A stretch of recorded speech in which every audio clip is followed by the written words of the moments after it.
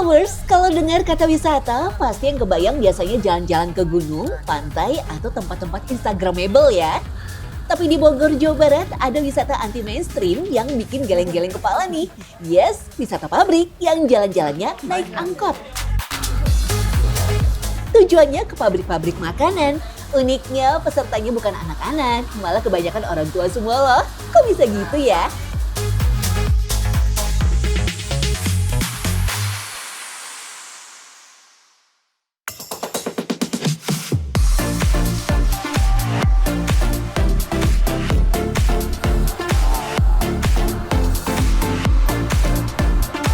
Waduh, ini emak-emak dan bapak-bapak pada ngapain ya? Pagi-pagi gini sudah ngumpul di pinggir jalan. Kayak anak-anak TK mau tamasya ke kebun binatang aja ya Secret Lovers.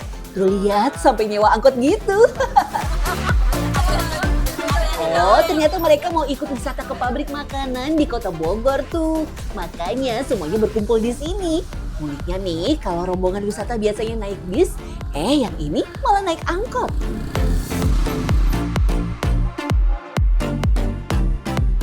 Oke, karena trip kita ini kan di dalam kota ya, jadi kalau trip yang keluar kota kita pakai bis. Dalam kota ini ada tempat-tempat yang memang bis itu tidak bisa masuk, jalannya kecil. Jadi memang lebih murah kalau kita naik angkot untuk trip dalam kota. Dan mereka bilang nanti mereka sudah lama tidak naik angkot. Jadi suasana di angkot itu hidup. Mereka bisa bercanda, bisa seru lah pokoknya di dalam angkot. Kunjungan pabrik pertama dimulai jam 8 pagi ke pabrik kon es krim. Tuh lihat, mama pada asyik banget ya ngemil kon es krim di sini. Jadi ngiler nih Secret Lovers. Siapa sangka walaupun pabrik ini terlihat sangat sederhana, tapi eksis sejak tahun 1987 loh. Dan cuma itu, pabrik rumahan ini kini jadi satu-satunya pabrik kon es krim di kota Bogor yang masih bertahan hingga sekarang. Wow, luar biasa ya. Untuk kon produksinya sendiri, gak cuma dijual ke pedagang es krim keliling yang ada di Bogor saja, tapi juga keluar kota seperti Cianjur hingga Semarang. Menariknya, pada tahun 2000-an, kon es krim di sini pernah digunakan oleh sejumlah restoran cepat saji ternama loh. Wah, memang udah gak diragukan lagi deh kualitas konnya ya Secret Lovers. Dari kita kan dari bahan dari kekeringan, ketebalan gitu. Jadi nggak cepat lembek gitu. Jadi kalau sampai 1 bulan kuat lah. Jadi nggak tengik lah. Ada minyaknya, minyak lecithin, minyak itu yang kedelai itu. Kalau pakai minyak kacang, minyak yang lain itu nggak kuat, paling seminggu udah bau apek. Sebelum membuka pabrik kon es krim, dulu Edi merupakan pedagang es krim keliling. Karena saat itu penjual kon langka, Edi kesulitan untuk memenuhi kebutuhan konnya. Akhirnya, ia berinisiatif untuk memproduksi kon sendiri. Rupanya, makin banyak pedagang es krim yang tertarik membeli kon buatan Edi. Saking tingginya permintaan, sampai-sampai ia berhenti berjualan es krim keliling demi fokus untuk memproduksi kon es krim hingga sekarang. Pabrik kon es krim di sini mampu memproduksi hingga 6.000 kon setiap harinya dengan omset mencapai 1,5 juta rupiah. Wow, minimal sebulan mengantongi 45 juta ya. Pabrik ini nggak cuma memproduksi satu jenis kon es krim saja, ukuran, bentuk, hingga warnanya dibuat beragam dengan menyesuaikan kebutuhan para pelanggan. Kunjungan ke pabrik kon es krim rasanya nggak afdol nih kalau nggak nyobain konnya ya.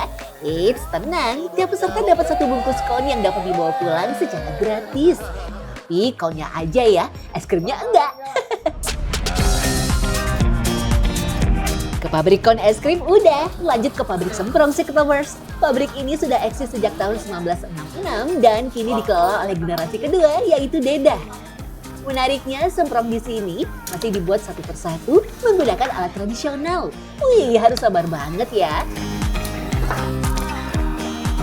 Dalam sehari, pabrik ini mampu memproduksi hingga 2.000 semprong dengan omset mencapai 2 juta rupiah loh Secret Lovers. Kalau biasanya semprong di pasaran berbentuk gulungan, beda dengan di sini, bentuknya mirip segitiga. Banyaknya yang minta yang segitiga gitu, karena yang gulung gimana permintaan gitu, yang dilipat itu. Nah, digulung segitiga gini. Gitu. Itu harus dalam keadaan apa sih Kang? Masih panas.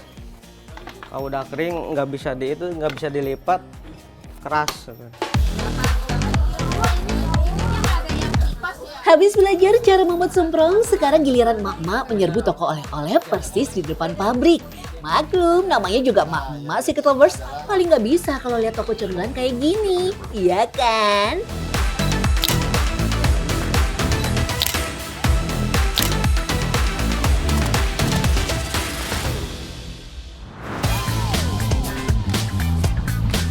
Wah, sudah jam 11 siang nih. Jam-jam rawan buat mengisi perut alias makan siang di Secret Lovers.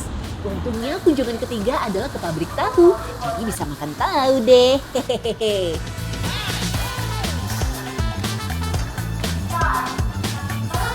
Beda dengan pabrik-pabrik sebelumnya yang masih tradisional, pabrik satu ini justru memproduksi tahunya full menggunakan mesin. Eksis sejak tahun 1996, produk tahu di sini cukup tersohor di Bogor karena teksturnya yang lembut tapi kenyal dan tidak lembek. Berbeda dengan tahu sutra yang juga lembut tapi mudah terbelah saat dipegang. Untuk mendapatkan tahu yang lembut dan kenyal, rupanya pemilihan kacang kedelai dan proses pengolahan jadi kuncinya.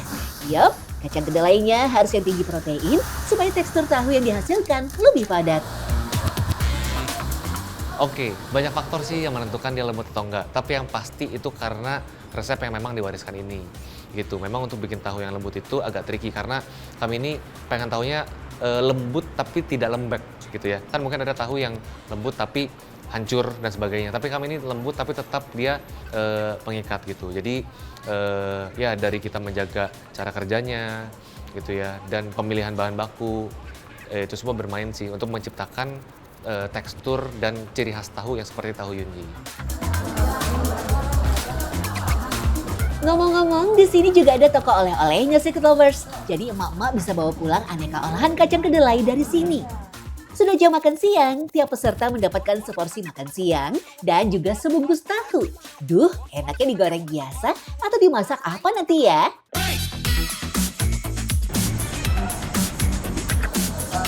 Nah, sampai juga kita di destinasi akhir, pabrik kerupuk di Sukaraja. Ternyata kunci agar adonan tidak lengket dan tekstur adonan jadi lebih kokoh adalah dengan menambahkan sedikit demi sedikit tepung tapioka saat penggilingan.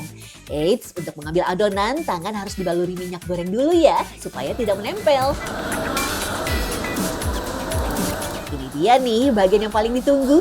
Yap, menggoreng kerupuk. Rupanya menggorengnya bukan pakai gas Secret Lovers, melainkan kayu bakar. Selain menghemat biaya, katanya nih, supaya panas yang dihasilkan bisa menyebar ke seluruh wajan besar secara merata. Penggorengannya menggunakan 2 wajan ya. Wajan pertama dengan minyak tak terlalu panas untuk mengembangkan kerupuk secara perlahan. Sedang wajan kedua dengan minyak panas untuk mematangkan sekaligus mengeringkan kerupuknya.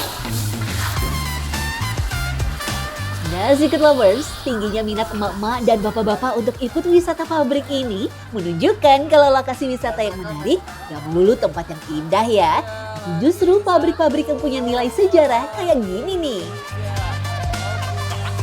Seru banget gitu. Karena kalau misalnya mau zaman sekarang senangnya ke mall, saya nggak suka ke mall. Saya lebih suka jalan kaki, lebih sehat, tapi dapat manfaatnya tuh lebih banyak gitu. Jadi lebih banyak tahu kayak sejarahnya kayak gitu-gitu. Jadi ya lebih seru aja. Ini sebenarnya trip yang udah lama ditungguin karena penasaran sama pabrik-pabrik ya. Lebih menarik aja buat saya, lebih suka ya. Keseruannya ya, lihat sama belanja-belanjanya langsung dari pabrik itu kayaknya seru gitu. Terus dapat teman baru juga.